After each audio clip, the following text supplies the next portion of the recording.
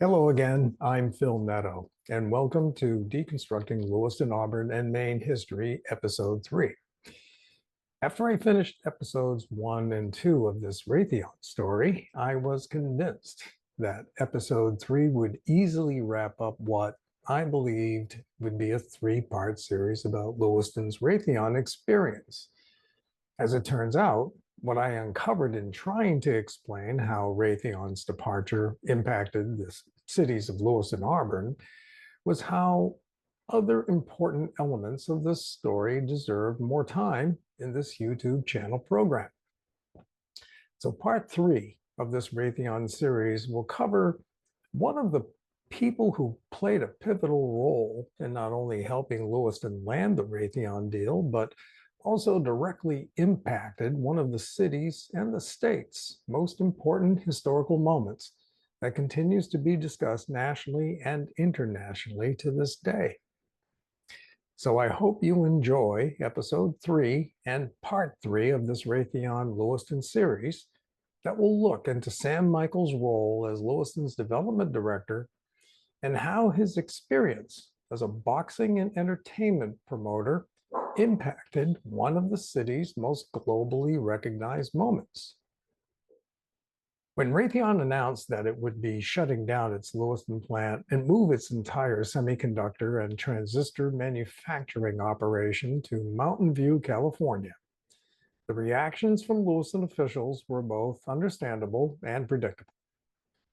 Lewiston Mayor Danya Gerard told the Lewiston Evening Journal that he was, quote, dumbfounded, unquote, and, quote, very depressed, unquote, by the announcement, characterizing the news as a, quote, awful blow to the economy of our city, unquote. Lewiston's Comptroller Lawyer Raymond Sr. saw the announcement as a, quote, terrible shock to everyone in this area, unquote. And a Lewiston Evening Journal editorial said that residents did not have to be told the Raytheon decision was, quote, bad news. But there was also an air of defiant resilience about Raytheon's decision. Lewiston's editorial board also believed that the community was accustomed to confronting, quote, adverse circumstances, unquote, and that the area was, quote, capable of rolling with the punch, unquote, and of coming back, quote, undismayed. Lewiston Industrial Development Director Sam Michael was also incredulous about the announcement, but also shared that his discussions with Raytheon officials demonstrated that the company would work with city officials to locate another division or another manufacturing company for the building. Michael had reason to be optimistic about the building's future. The press reported in March 1963 that the Raytheon Lowell, Massachusetts property, formerly owned by CBS, had been purchased by the electronics firm Avco Corporation and characterized that development as, quote, encouraging. What Michael and Raytheon also understood was that Raytheon had good reason to do all that it could to help the city find another tenant for the building. They still had a lease for the building that contractually obligated them until January 31st, 1981. That 18-year period would cost them some $4 million in lease payments and approximately $2 million or more in maintenance costs. Lewiston city officials also had the ear of its entire congressional delegation, including Senators Margaret Chase Smith and Edmund Muskie. Senator Smith stated that it was, quote, difficult to understand, unquote, why one of the largest defense contractors in the country would have difficulty redirecting work from its other divisions into the plant. Both she and Senator Muskie complained that they had not been approached by the company before and after the Lewiston announcement about what the delegation might do to help the city. For Senator Smith, who was also a member of the Senate Space Committee, the silence from Raytheon, who was highly dependent on missile electronics contracts, was particularly upsetting, given NASA's recent announcement that it would not be interested in the nearby Poland Spring Inn's offer to give them 5,000 acres to the government for a proposed NASA research laboratory complex. As the months went on, Raytheon, Sam Michael, the Lewiston Development Corporation, city, and state officials continued the work of finding another tenant. The Lewiston Daily Sun reported on November 6, 1963, that an unidentified state official had confirmed that a, quote, nationally known manufacturing firm, unquote, had surveyed the Raytheon plant and was, quote, very interested in the property, unquote. Raytheon would not comment on the report, but did confirm that some people and, quote, third parties were making inquiries. Although Maine Governor John Reed continued to express optimism about a possible new company for the vacant plant, there were no new developments about filling the soon-to-be vacant facility. All this did not stop Raytheon's December 1963 decision to issue more disappointing news about its main operations when it announced the closing of its North Windham plant that employed approximately 200 people.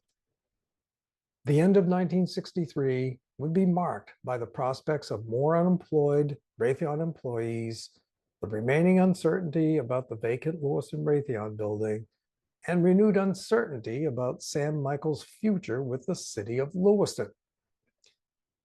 Questions about Michael and the value of the development department's position had begun to surface soon after Raytheon announced that they were locating in Lewiston in 1959. And when Raytheon decided to leave Lewiston in March 1963, Lewiston elected and appointed officials once again chose to publicly question his results, his budget, and his methods of keeping them informed. In February 1963, a month before Raytheon's closing, the Finance Board only narrowly approved his reappointment as IDD director by a 3-2 vote. A closed-door meeting ensued on April 22nd between Michael and the Finance Board and Mayor Danya Gerard, who issued a statement about the results of the meeting. Gerard reported that the board advised Michael that, quote, detailed and accurate reports, unquote, would have to be provided to the board in the future. The reports would cover who was contacted and what results those contacts produced. He would also have to provide detailed expense information to the board. This meeting would represent how some city officials, particularly finance board members, would now see the value of the IDD director and Sam Michael until his departure. When Roland Marcotte was elected to serve his third term as mayor in December 1963, he was also inheriting that public criticism of the position he created in 1952. Marcotte's response to the criticism was to change the IDD position from a municipal position subject to appointment by the Finance Board to a contracted position approved by the Finance Board in January 1964. It also provided the board and Michael to end the contract without cause with a 30-day notice. Although Michael's salary of $12,500 had been a point of contention since 1959, it had not increased in 5 years. His new contract was unanimously approved by the Finance Board, but 1964 would not produce a tenant for the Raytheon building, and the year would end with new calls from the Finance Board to cut Michael's salary and to reduce the overall IDD budget. A week after the Finance Board's attempted cut of Michael's salary, Lewiston Daily Sun reported a rumor regarding Oxford County's interest in both creating a new industrial development director's position, which under Maine law required a legislative act, and that Sam Michael was of interest to county officials. Oxford County Commissioner Eli Gaudette confirmed he had campaigned to create the position, but would confirm nothing else. Given all that had happened with Sam Michael in Lewiston, it certainly appeared plausible that Michael would be seen as a contender for the Oxford position given all that occurred in Lewiston, particularly over the last 2 years. Even with the public rumors about Michael's possible departure, the Finance Board renewed Michael's 1-year contract with no cut in salary. The board's decision also produced another endorsement by the Lewiston Daily Sun editorial board, who suggested that the city would be better served with Michael, quote, doing the job, unquote, then forcing him to spend, quote, his time preparing his own defense, unquote. That appeared not to resonate with the city council. On January 28, 1965, Michael was subjected to, quote, 30 minutes of intensive questioning, unquote, regarding the 1965-66 IDD budget.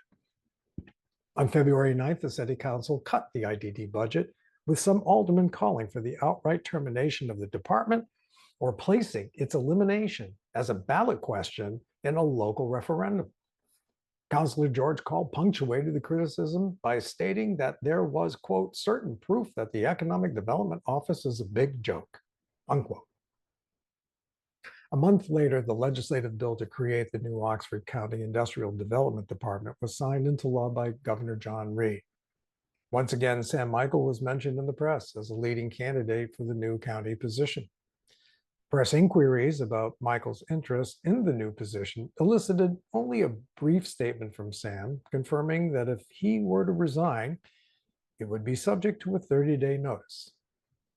3 weeks later, Michael would submit his 30-day resignation notice on April 20th, 1965, and would sign a contract with Oxford County the next day on April 21st.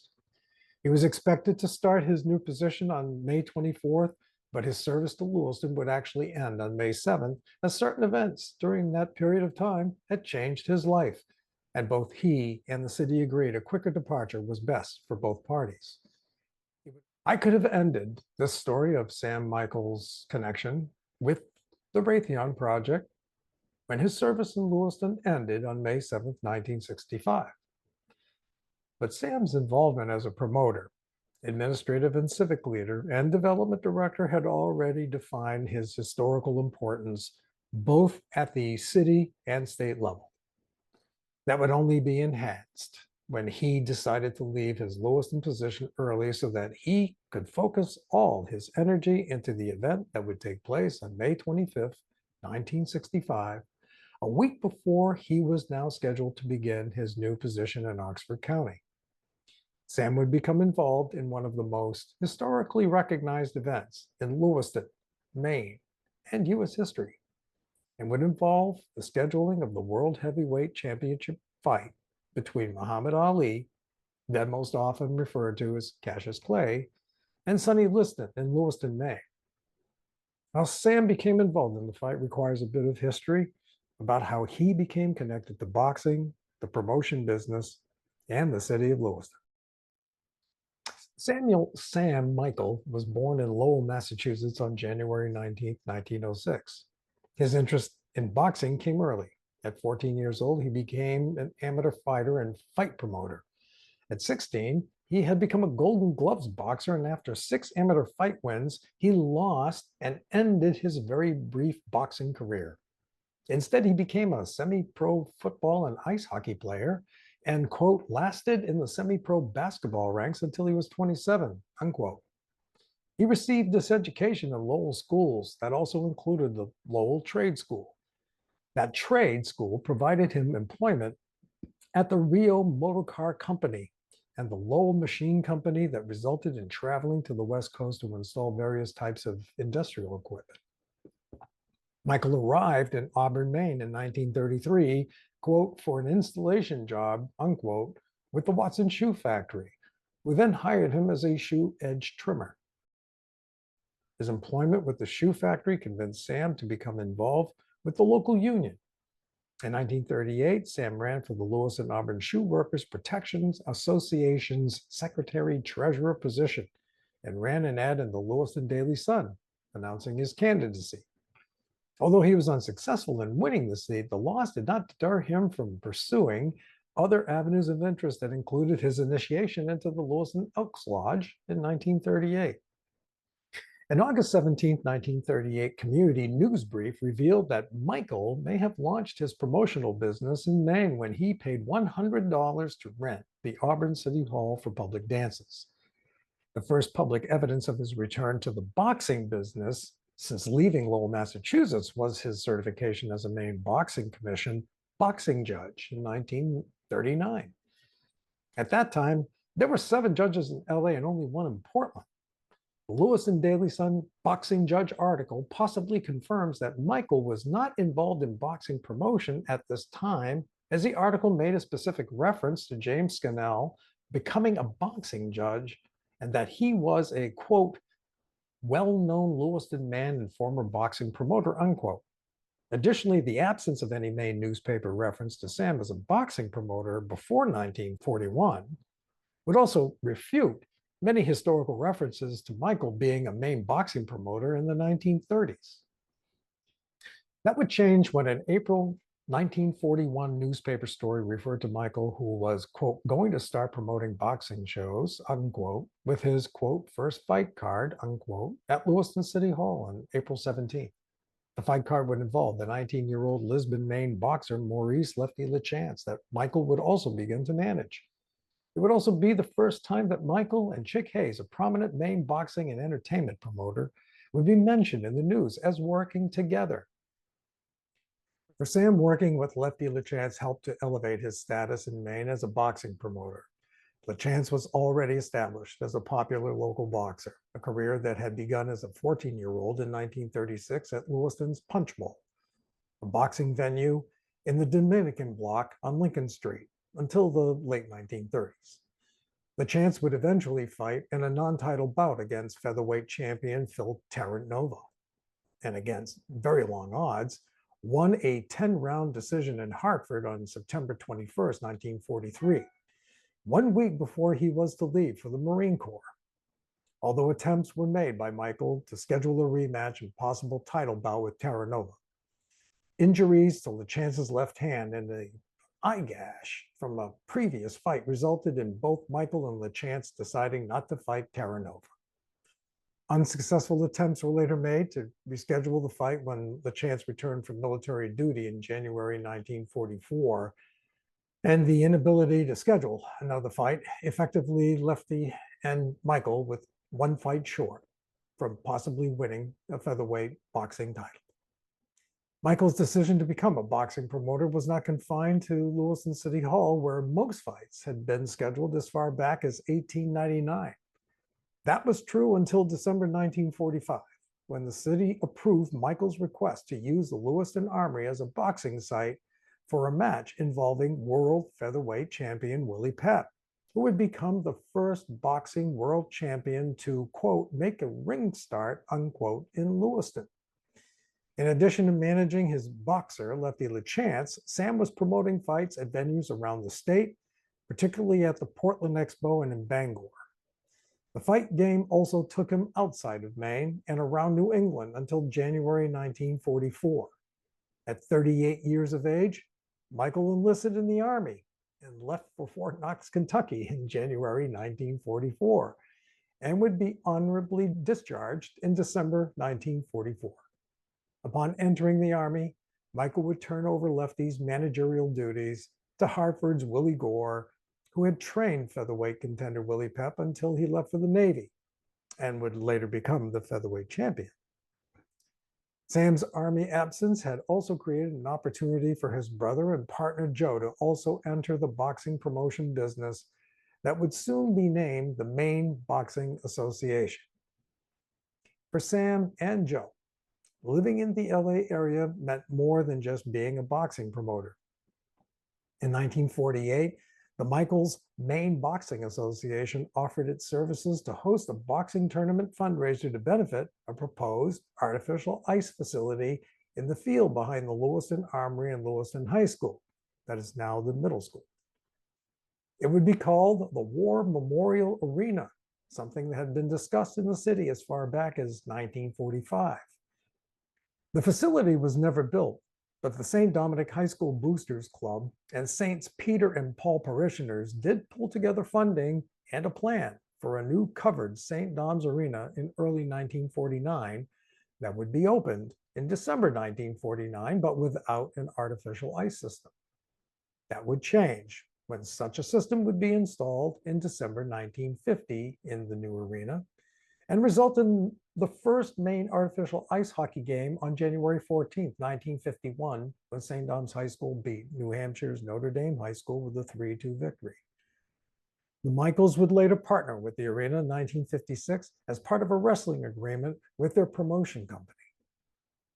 Between 1945 and 1956, Sam and Joe Michael would continue with their sports promotion business featuring boxing and wrestling matches all over Maine. As far back as 1941, both Sam and brother Joe had worked with the legendary boxing and wrestling promoter, Frederick Chick Hayes, quote, in bringing some of the top boxing attractions into Maine, unquote. But during that period, Sam was also accepted by the Portland University Law School, now the University of Maine Law School, in 1952. He would also use his student legal experience to win a Maine Superior Court decision overturning his Maine Boxing Commission suspension for allegedly changing the identity of a boxing opponent in several fights against Rocky Marciano. The opponent turned out to be Marciano's brother and resulted in Marciano serving a 30-day suspension in 1952 for his part in the boxing matches, and 4 months later would become world heavyweight champion. Marciano's suspension was upheld in 1957 following a Maine Boxing Commission review of its 1952 decision. Sam would continue to broaden his horizons and became the manager of Maine's Island Park in April 1954 while he was about to graduate from law school. Island Park was originally an amusement, entertainment, vacation destination owned by the Augusta Winthrop Gardner Railroad back in 1904, something that many railroad operations built to increase their business during the warm summer months. Island Park was also in Manchester, Maine, the place where the song classic Moonlight Bay was written. Although Sam was always looking for another challenge, he and his brother began to see boxing in decline. And according to Sam, much of it was driven by expenses associated with, quote, state and city licenses plus taxes, unquote, that would also drive up the cost for spectators. Michael recognized that this was not the case with wrestling as, quote, no commission is around to kill the sport off and expenses are lower, unquote. A review of 1955 Maine newspaper articles mentioning Sam or Joe and Michael were significantly weighted towards their wrestling promotions and demonstrated what they believed to be the best promotional opportunities for the duo. As the wrestling business continued to grow, so did the state fair business. Sam would assume the duties as director of the Maine Fairgrounds program for the Maine State Fair Association.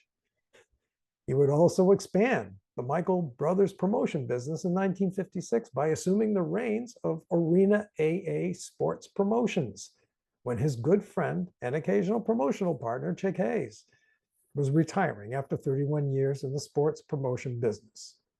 Hayes decided to leave it all behind to manage the Travel Light Motel in Brewer, Maine. But something else happened in 1956 that would change the trajectory of Sam Michael's career.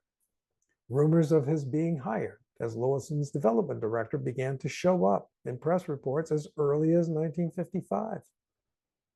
That speculation would end on December 8, 1956, when it was announced that Michael would be Lewiston's next industrial development director.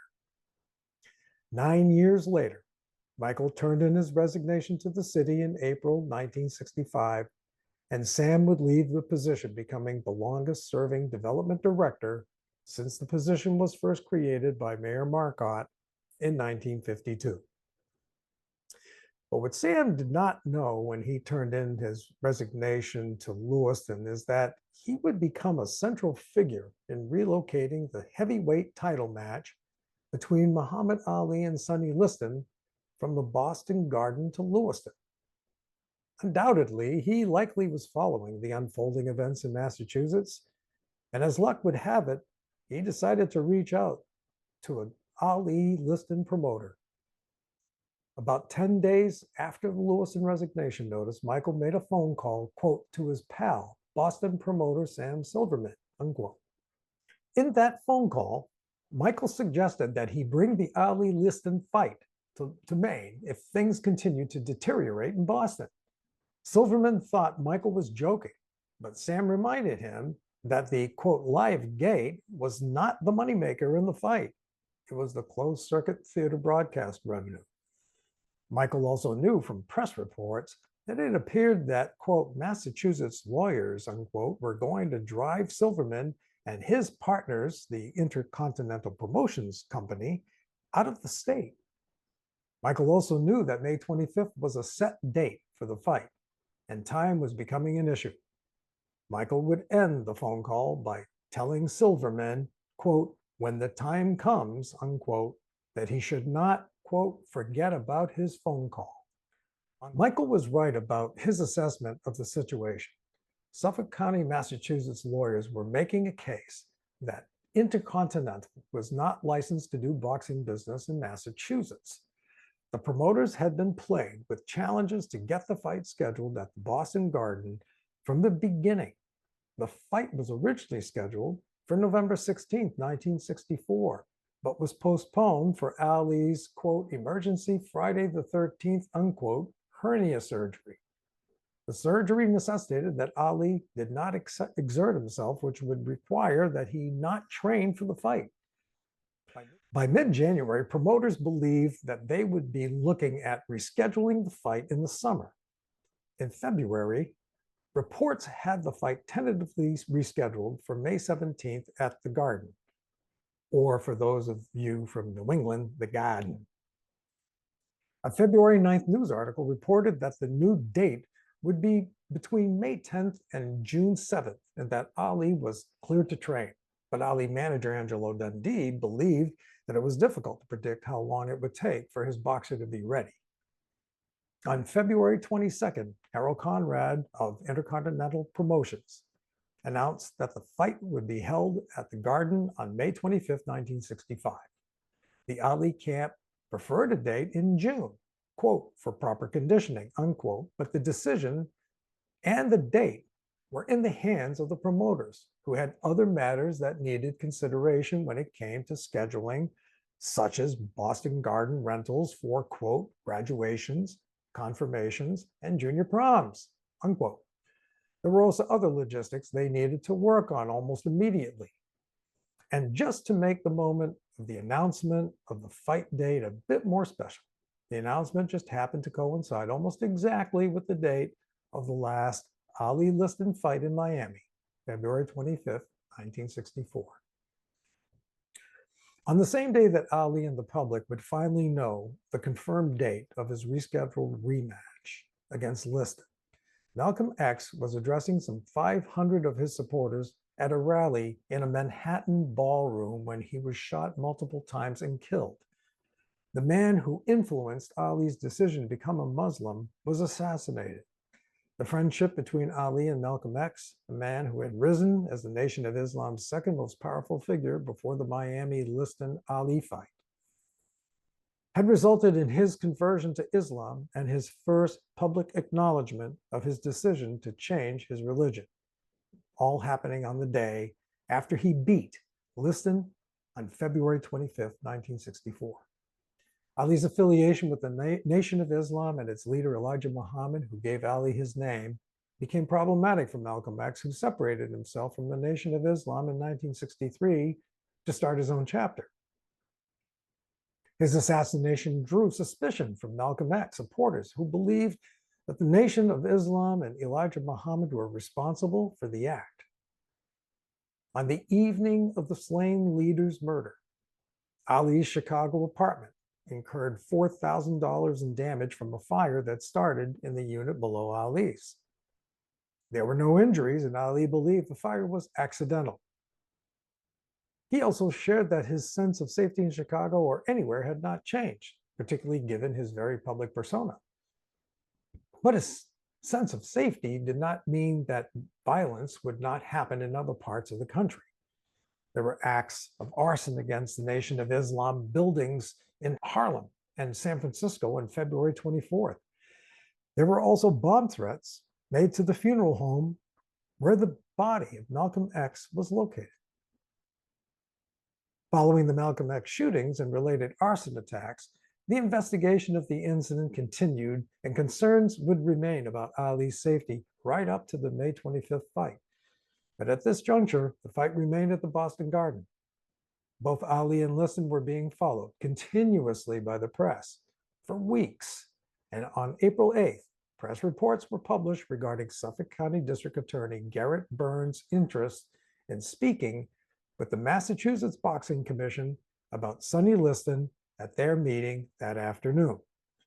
On April 9th, the commission's reaction following the meeting led some to believe that there was, quote, reasonable doubt, unquote, regarding whether Sonny Liston's prior history, which included, quote, assault with intent to kill, first-degree robbery, and larceny, unquote, might be sufficient to stop the fight from happening on May 25th. Burns' assistant district attorney had presented the commission with 13 questions at the meeting that included inquiries regarding whether the boxing promoter was properly licensed to hold a fight in Massachusetts, Liston's possible business relationship with the promotional company, and other questions that required answers within the week. Byrne had done something similar with another boxer in 1960. A press report on April 12th suggested that DA Burns' question had been answered and that the fight would go on as scheduled. But an April 30th newspaper story said that, in fact, Byrne was not satisfied with the Boxing Commission's responses to his questions, and another meeting was set for Monday, May 3rd. During that meeting, Byrne gave notice to the Massachusetts Boxing Commission that they had 24 hours to address violations that his office believed existed and threatened to file an injunction stopping the fight if he was not satisfied. Similar actions were being taken at the sites of the Lewiston and Ali camps in Massachusetts if any irregularities were found. Burt remained unhappy with the Boxing Commission's responses to his concerns, and he filed suit that was reviewed by the Suffolk Superior Court on May 5th. The judge ruled that Byrne did in fact have jurisdiction in the matter and scheduled a hearing for the late morning on May 7th.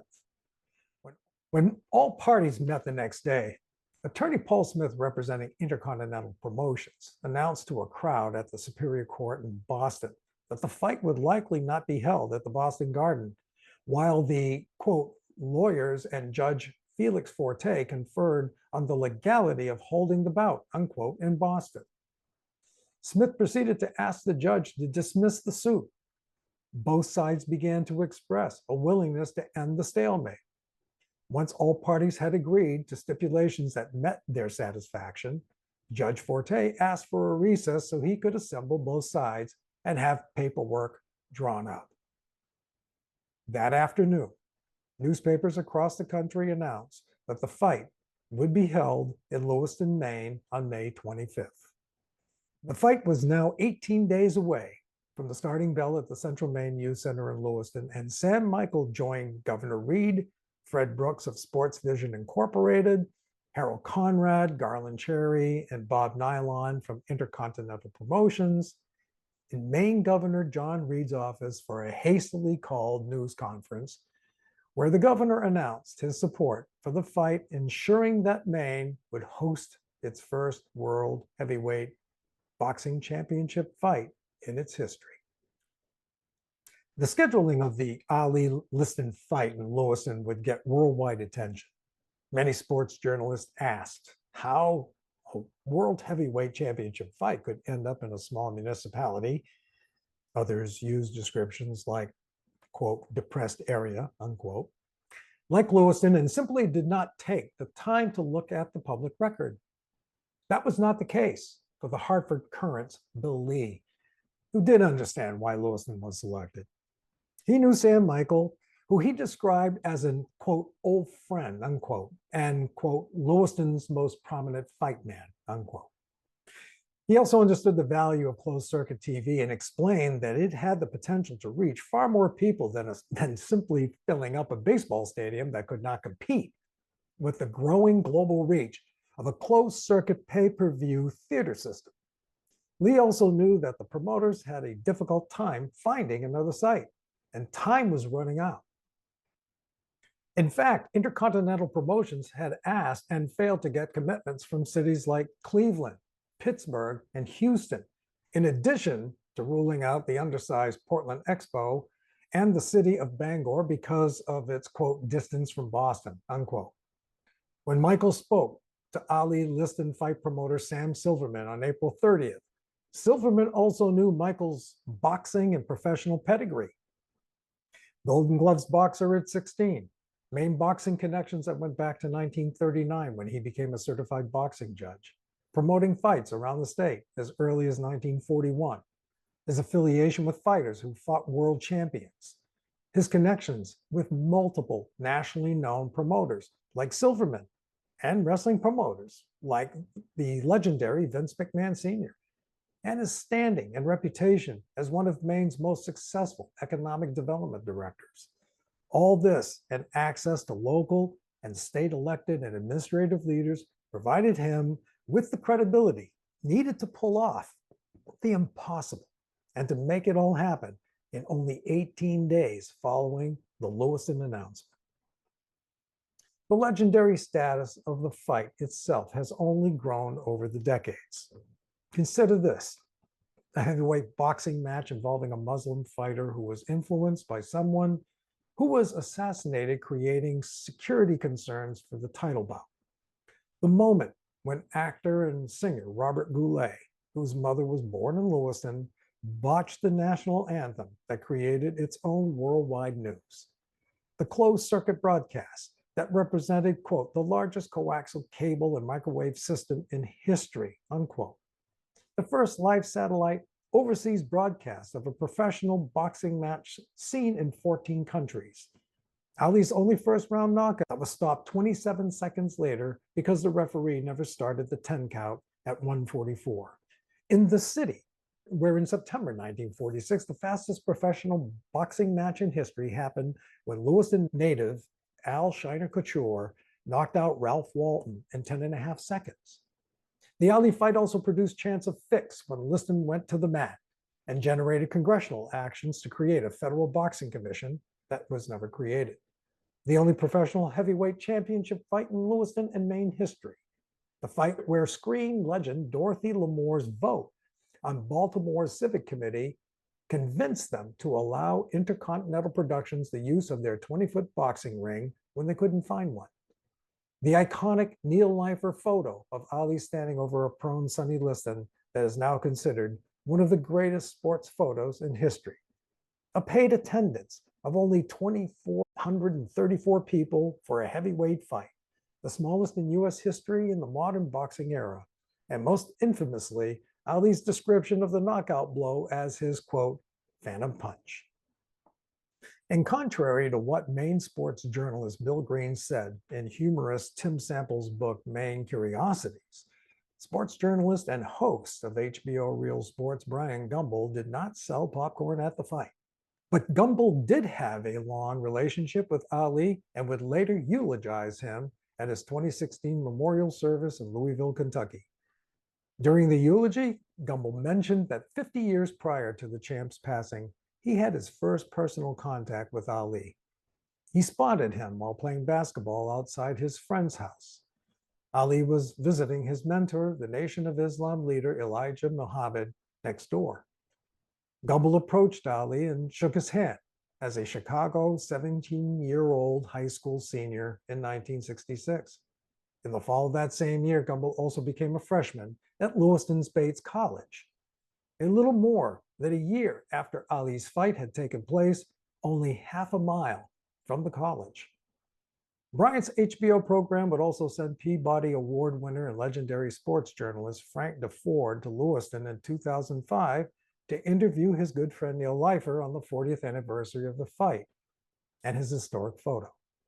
As a proud former student at Bates College, I would also get to work with both DeFord and Leifer on his Sports Illustrated photo shoot on the day of the anniversary. His Lewiston pictures did not make it into the November 28, 2005 issue of Sports Illustrated, but the story about the shoot and some photos did get published in Neil's book, A Year in Sports. So even after Lewiston city government made it difficult for Sam to stay in his development position, the city's prominent place in boxing history happened because of Sam's connection and fondness for Lewiston-Auburn. and because Sam's friend, Boston promoter Sam Silverman, did not forget the discussion that he and Michael had about moving the fight just 7 days before the Lewiston fight announcement. One last note. During the Ali-Lewiston fight, then Maine boxing commissioner George Russo and his 10-year-old guest, nephew Bobby Russo, were both sitting in free fifth-row seats very close to the ring. After George observed the quick and controversial ending, he believed that an investigation might require examination of the gloves and, as commissioner, seized the gloves of both fighters. There was never an investigation, and upon George Russo's death in 1975, he passed them along to his nephew, G. Robert Bobby Russo, who had been involved with boxing since the age of 12. Russo sold the gloves to someone from California for an undisclosed amount in the early 2010s. They were later auctioned off by Heritage Auctions on February 21st, 2015 for $956,000, 50 years after the Ali fight. A single glove from Ali's first fight against Lewiston sold for $836,500 in 2014. Sam would go on to work in economic development for Oxford County until January 1969 and would become Biddeford's development director in March 1969, leaving the position in March 1970. He would go on to introduce live TV coverage of roller derby action at the Lewiston Armory, work as the Bangor Raceway general manager, be appointed to the Maine Athletic Association, and also be appointed to the board of directors for the Maine Sports Hall of Fame. He died on October 17, 1996, but will not be forgotten as part of Lewiston or Maine's history. Thank you for joining me, and I hope you enjoyed the story about Sam Michael as much as I did researching it. I believe the fourth and final part of this Raytheon series will uncover long forgotten information for many. It will explain how Lewiston finally filled the Raytheon building a few times. Viewers will understand how potentially devastating it was in Auburn when their own large 1962 project failed, but did not derail their own development hopes. You will also learn that the 1962 Auburn project was the result of 6 years of very eventful economic development surprises, failures, and successes. Lisbon, Maine was also influenced by what was going on in Lewiston's search for a vacant Raytheon plant tenant. Even Portland, Maine benefited by what happened with Raytheon and Lewiston, and I will share why I believe that it may not have happened without Raytheon coming to Lewiston. So please join me soon for Deconstructing Lewiston-Auburn and Maine History and episode 4 and the last segment of the Lewiston Raytheon series. So long for now.